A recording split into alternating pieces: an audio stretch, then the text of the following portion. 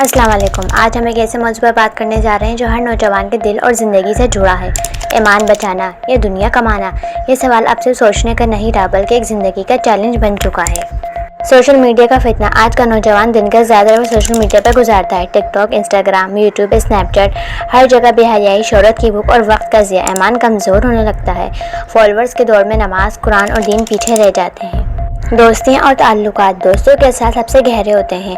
अगर दोस्त नेक हो, ईमान मजबूत होता है। अगर दोस्त गुनाह की तरफ ले जाए, दिल सियाह हो जाता है। हराम ताल्लुकात, चोरी छुपे मैसेजेस, दिल लगी, फ्लर्टिंग, ये सब ईमान की तबाही है। दुनिया कमाने की दौड़। आज हर नौजवान कामयाब होना चाहता है। Career, businesses, freelancing, fame. मगर सवाल ये है कि क्या ये सब कमाने के चक्कर में हम दीन खो रहे हैं?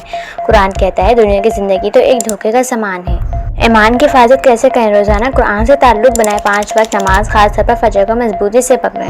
हराम दोस्तों, फ्रॉड और ऐप्स कंटेंट से दूरी इख्तियार करें।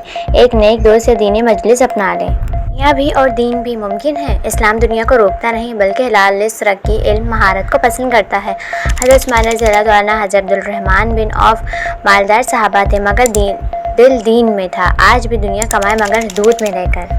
असल कामयाबी क्या है? जन्नत में दाखिला, अल्लाह की रज़ा, गुनाहों से बचना, नबी सल्लल्लाहु अलैहि वसल्लम की सुन्नत पर चलना, ना कि सिर्फ लाइक, व्यूज़ या शोहरत के पीछे भागना। दुनिया के पीछे भागते भागते अपने रब को ना भूलना। हर वो कामयाबी जो तुम्हें अल्लाह से दूर करे, दरअसल नाकामी या सच्ची कामयाबी वही जिसके बाद जन्नत मिले। अगर आपको ये वीडियो पसंद आए तो आगे शेयर करें ताकि और नौजवान तक ये पैगाम पहुँचे। सब्सक्राइब करें और कमेंट्स में अपनी राय ज़रूर दें।